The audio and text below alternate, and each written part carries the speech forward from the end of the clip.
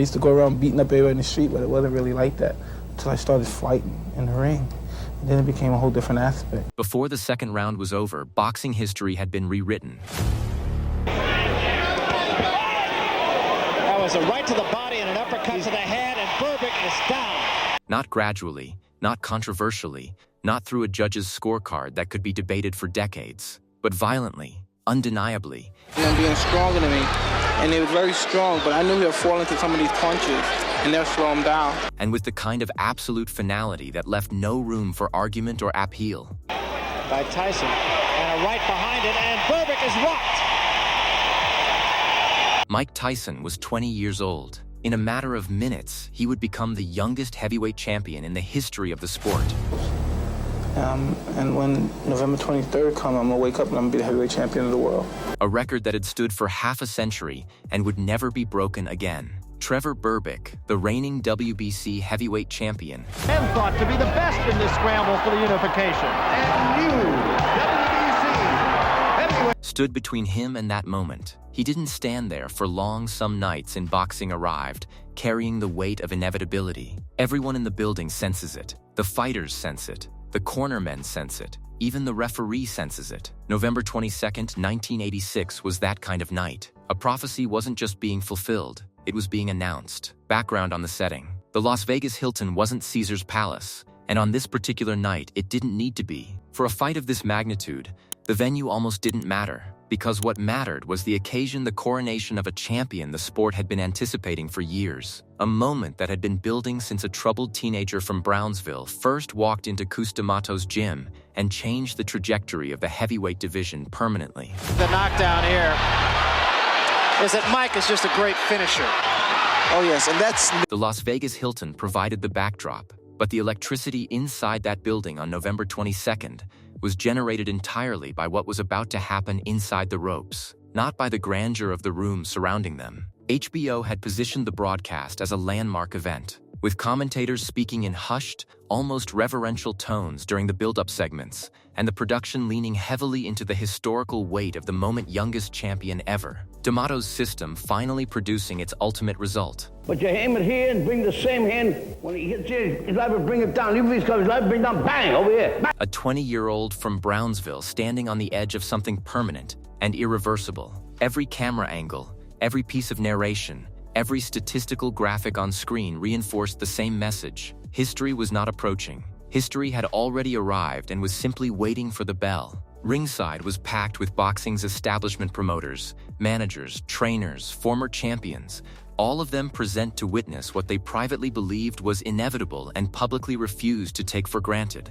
Because the heavyweight division had produced too many surprises across too many decades for any honest observer to surrender completely to certainty. The crowd wasn't loud before the first bell. They were tense, with anticipation and anxiety occupying the same seats, waiting for the same moment, knowing it was coming, and still not entirely prepared for how fast or how definitively it would arrive. Who was Trevor Berbick? Trevor Berbick was not a manufactured stepping stone, and anyone who framed him as one before this fight misunderstood both his career and his character. His credentials were genuine, and his ursum was legitimate in ways that demanded respect from even the most skeptical observer. Born in Jamaica and raised in Canada, Berbick had navigated the heavyweight division's most dangerous years with remarkable durability and competitive intelligence. 15 rounds with Holmes, the championship eluded him.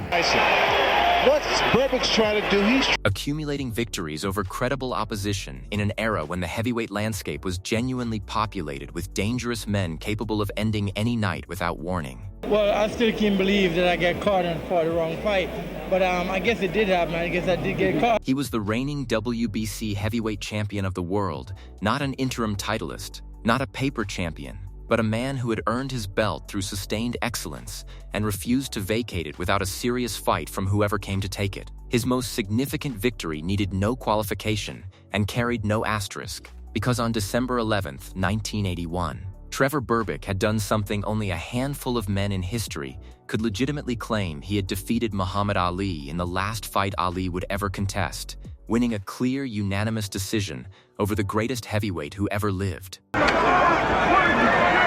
have been no knockdowns in the fight.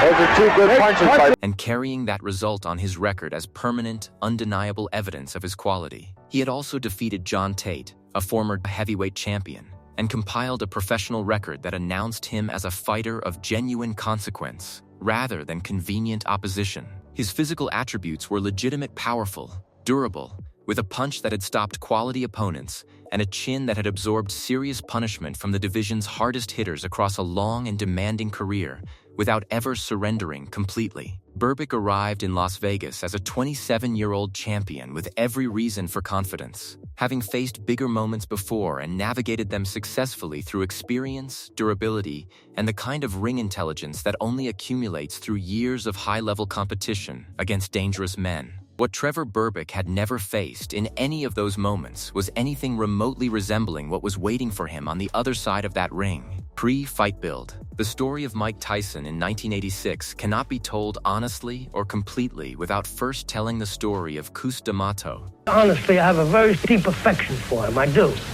To me, he's my boy, he's with me.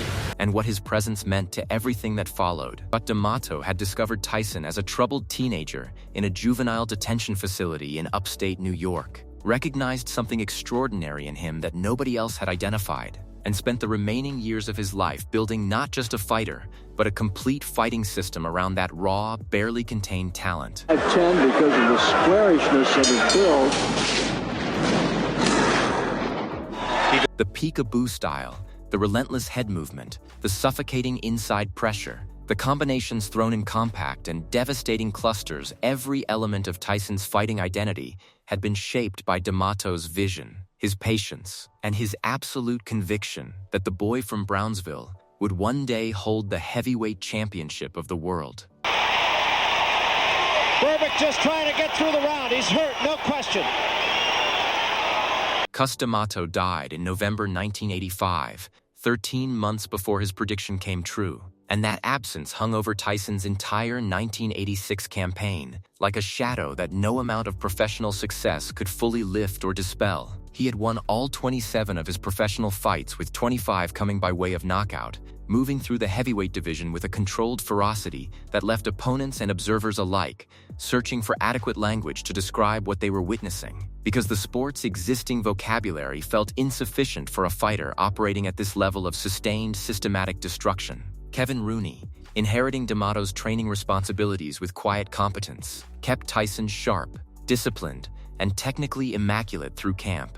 And those who watched preparation in the weeks leading up to the Berbick fight described a fighter operating on pure instinct, emotionally primed, technically flawless, and carrying the additional weight of a young man determined to win something meaningful for a father figure who would never be present to share the moment or receive the dedication. The Las Vegas Hilton had sold out weeks in advance, with everyone who managed to secure a ticket understanding that they were not attending a boxing match so much as a historic moment that the sport would reference for the remainder of its existence. The fight. The bell rang, and Tyson came forward with the quiet, purposeful certainty of a man fulfilling a long-standing appointment, rather than competing in a prize fight. Berbick, to his genuine credit, didn't freeze or retreat immediately he met Tyson in the center of the ring. Through early combinations, tried to establish his jab and disrupt Tyson's rhythm before it could build the kind of momentum that the champion understood from watching footage would be almost impossible to reverse once established.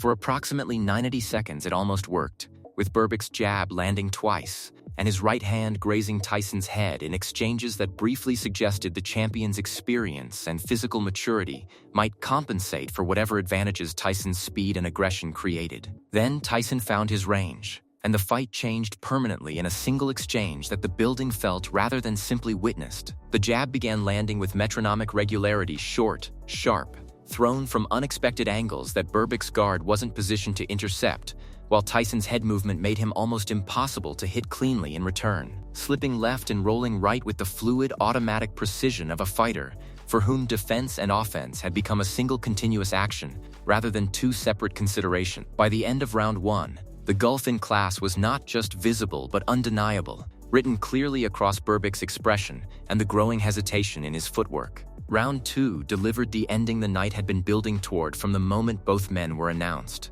Tyson backed Berbick into the ropes and unleashed a left hook to the body, followed immediately by a left hook to the head, the second punch landing with devastating precision, clean, perfectly timed, thrown with every ounce of power Tyson's compact and extraordinarily conditioned frame could generate through the precise mechanics D'Amato had spent years installing. Berbick went down, and what happened next has been replayed and studied for decades, the champion rising with his legs completely disconnected from his intentions, stumbling sideways across the canvas in a rubbery and uncontrolled collapse that saw him touch down 3 separate times from a single sequence, his body having received the message that his brain hadn't yet fully processed. Referee Mills Lane counted him out. The Las Vegas Hilton erupted simultaneously in noise and disbelief, and a 20-year-old from Brownsville, New York, dropped to his knees in the center of the ring with tears running down his face. The coronation. When ring announcer Jimmy Lennon Jr. declared Mike Tyson the new WBC heavyweight champion of the world,